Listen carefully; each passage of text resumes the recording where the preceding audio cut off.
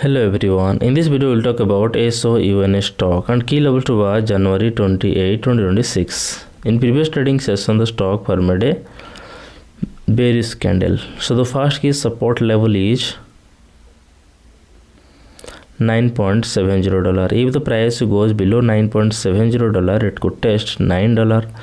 The key resistance level is $10.98. If the price breaks above $10.98 it could test $11.58. That's my view on SOUN stock today. If you found this helpful, please subscribe for more updates. This video is for educational purposes only, not financial advice. Always do your own research before investing. Thanks for watching.